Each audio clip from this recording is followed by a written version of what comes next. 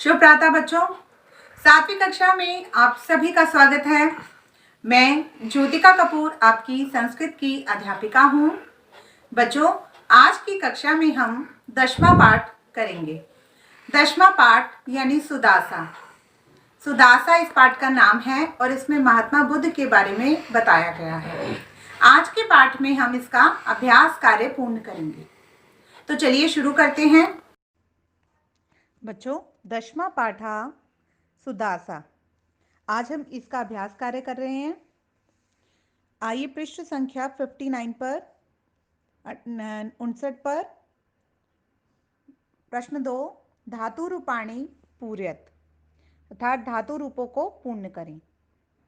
बच्चों, यहाँ मैं आपको बताऊं कि यहाँ पर कुछ धातुएं दे रखी हैं जिनका अर्थ मैं अभी आपको बताती हूँ, और ये सभी धातुएं लंग लकार में यहाँ पर दी हुई हैं।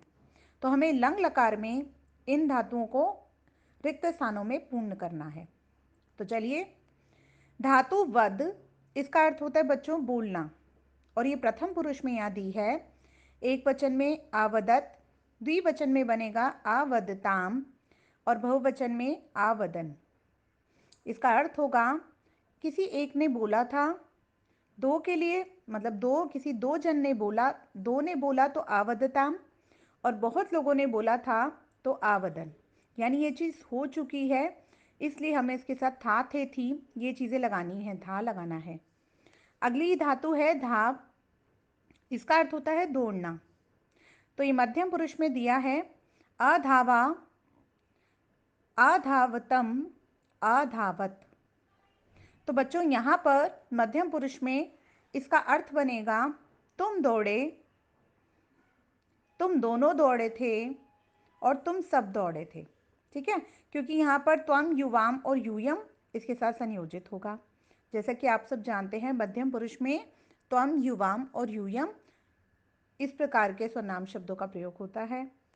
आगे देखिए, वांच। वांच का अर्थ होता है इच्छा करना या चाहना। तो उत्तम पुरुष में ये बन गया आवाचम, आवाचाव, आवाचाम।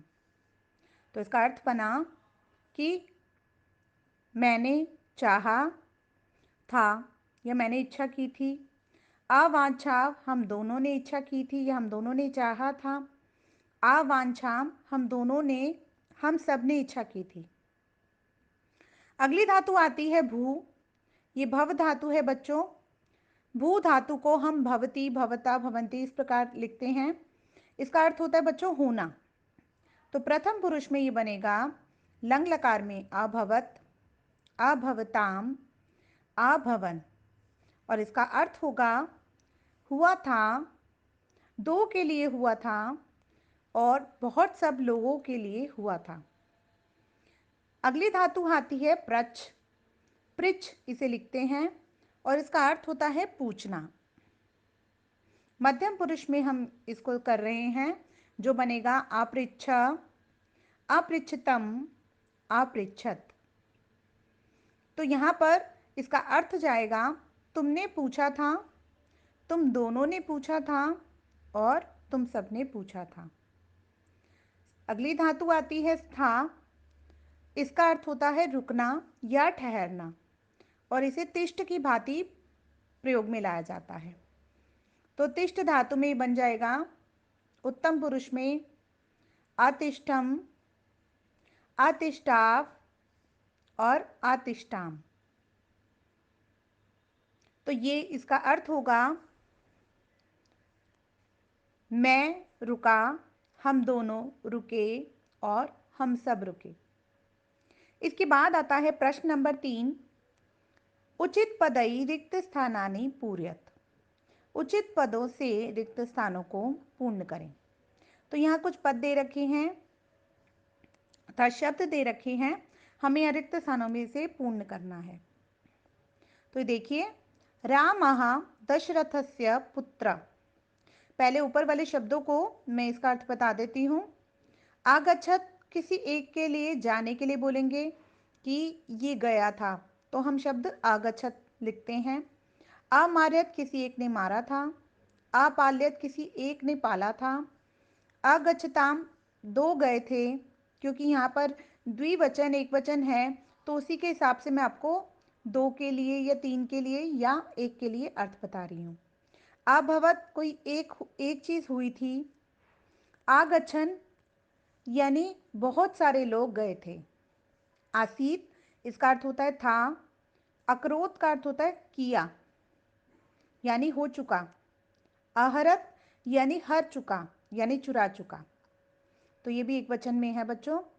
तो रामः दशरथस्य पुत्र, राम दशरथ के पुत्र क्या बनेगा यहाँ पर? आसीत थे। हम यहाँ पर उन्हें आदर सम्मान के लिए उसके लिए थे बोल रहे हैं, लेकिन वैसे यहाँ पर हमने एक वचन में आसीत शब्द को ही लिया जिसका अर्थ होता है था। सः स्वजनकस्य आज्ञाम अपाल्यत, उन्होंने अपने पिताजी की, बच्चों सब का अर्थ होता है अपने और जनक का अर्थ होता है पिता। आधा स और या है, इसका अर्थ होता है का के की यानी संबंध कारक लगा है जिसका अर्थ बना अपने पिता की आज्ञा का पालन किया। अपाल्यत हमने तभी लिखा कि उन्होंने अपनी पिता की आज्ञा का पालन किया। वनम च अगच्छत, और वन को गए। तेन सह लक्ष्मणा सीता च अगच्छताम। देखो बच्चों, ऊपर भी आप देख रहे हो कि जिस प्रकार अगच्छताम शब्द जो है ये द्विवचन को संबोधित करता है, क्योंकि लक्ष्मण और सीता उनके साथ गए हैं तो इसलिए मैंने यहाँ पर द्विवचन वाले शब्द को उपयुक्त माना और उसको लिखा। उनके साथ लक्ष्मण और सीता गए। एक बात और बताऊं यहाँ कि तीन शब्द तृतीय विभक्ति में है। सदैव याद रखिएगा कि सह के साथ जब भी किसी भी शब्द को लिखना हो तब हम तृतीय विभक्ति में ही उसे लिखते हैं। आगे देखिए, वने रावणः सीताम अहरत, वन में रावण ने सीता को हरा यानी चुरा लिया। रामः रावणेन सह युद्धम अकरोत्, राम ने रावण के साथ युद्ध किया। यहाँ पर भी सह के साथ रावणेन में तृतीय विभक्ति का ही प्रयोग किया गया है। रामः रावणम अमारयत, राम ने रावण को मार दिया। सीता मुक्ता अभवत, सीता मुक्त हो गई। रामः लक्ष्मणा सीता च अयोध्याम आगच्छन्, राम लक्ष्मण और सीता अयोध्या को आ गए। इसके बाद आता है प्रश्न नंबर 4, एक पदेन उत्तरत्, अर्थात आपने एक शब्द में उत्तर लिखना है। पहला प्रश्न, सर्वे वृक्षा केन शुष्का अभवन, सभी वृक्ष किस से सूख गए थे? तो उत्तर होगा शीतेन, अर्थात ठंड से। अगला प्रश्न देखिए, मालाकारस्य नाम किम आसीत्, मालाकार का नाम क्या था? उत्तर है सुदासाः, अर्थात सुदास। तीसरा प्रश्न देखिए, सुदासा धनिकम पदस्य किम मूल्यम अवदत्, सुदास ने धनी व्यक्ति को पदस्य यानी कमल का क्या मूल्य बोला? तो उत्तर है एका स्वर्ण मुद्रा, अर्थात एक सोने की मुद्रा। अगला प्रश्न देखिए, राजा कमलाय कति स्वर्ण मुद्रा दातुम अवाचत, राजा कमल के लिए कितनी स्वर्ण मुद्राएं देना चाहता था? तो उत्तर आएगा 10, क्योंकि वो 10 सोने की स्वर्ण मुद्राएं भी देना चाहता था। अगला प्रश्न देखिए, कमलम घृत्वा सुदासा कस्य दर्शनाय अधावत, कमल को ग्रहण करके सुदास किसके दर्शनों के लिए दौड़ा? तो उत्तर है बुद्ध देवस्य, अर्थात बुद्ध देव के दर्शनों के लिए दौड़ा था। इसके बाद अगले पृष्ठ 60 पर आपका प्रश्न आता है, प्रश्न 5, पूर्ण वाक्येन उत्तरत्, अर्थात पूरे वाक्य में उत्तर दें। इसका पहला प्रश्न है, सुदासस्य सरोवरे किम अवशिष्टम आसीत्? सुदास के सरोवर में क्या बचा था? तो क्योंकि ये पूर्ण वाक्य में है, इसलिए हम किम के स्थान पर लिखेंगे पदम।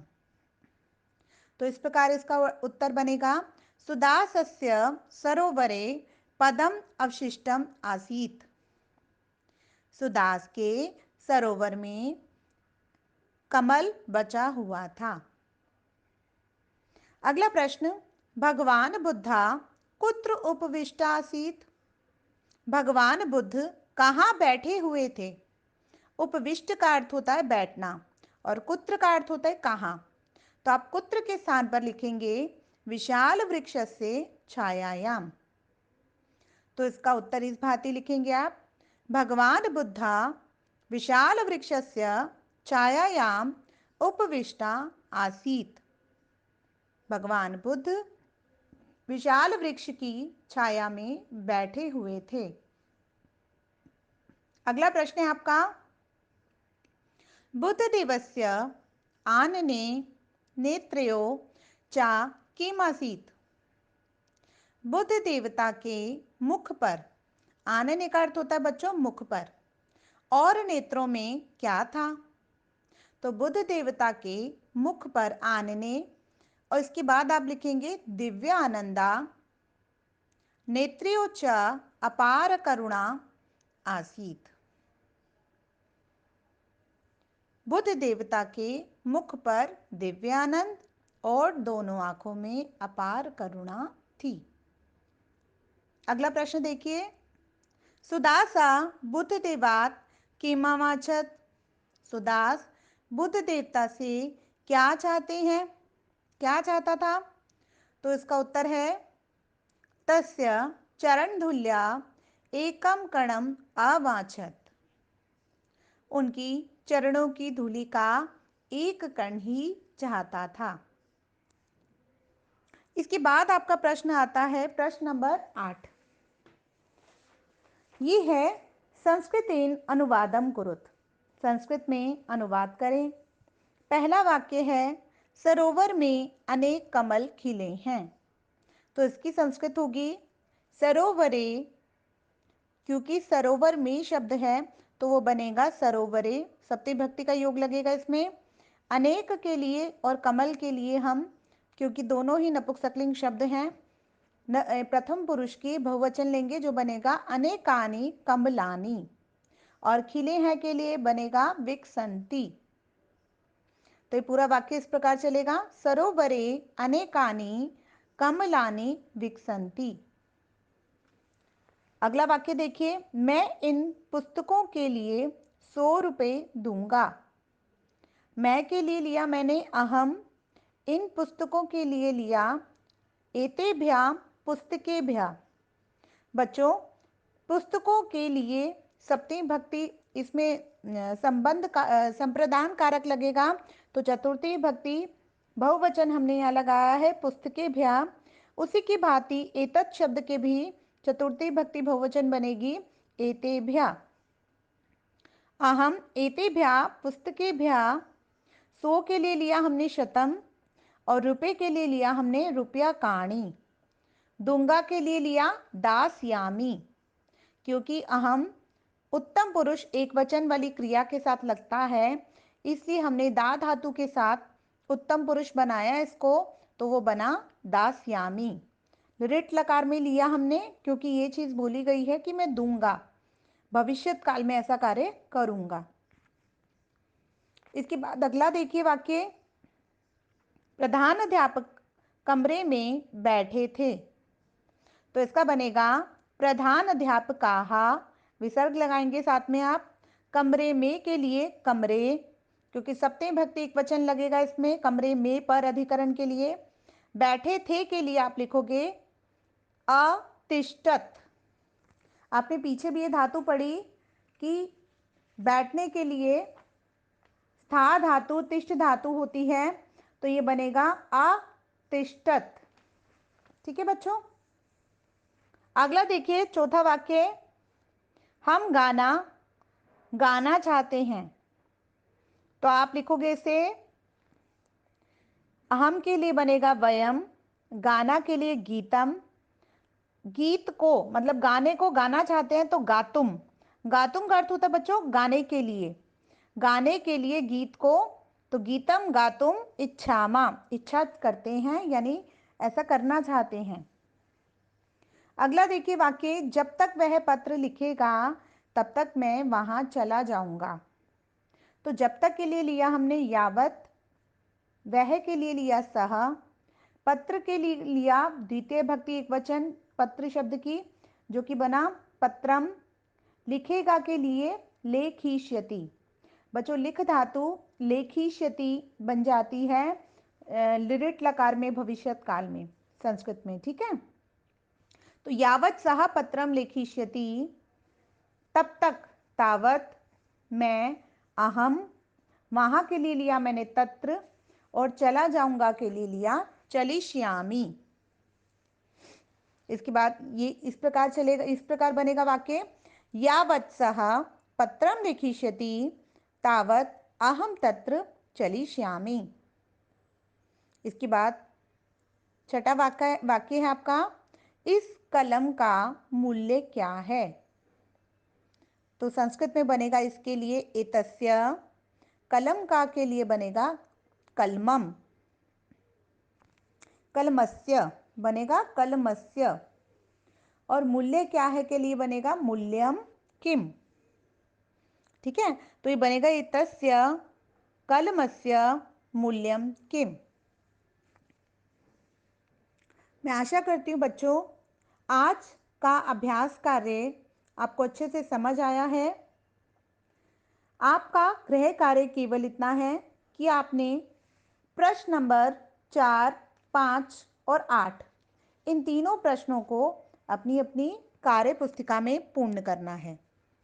तो आज के लिए केवल इतना ही। धन्यवाद।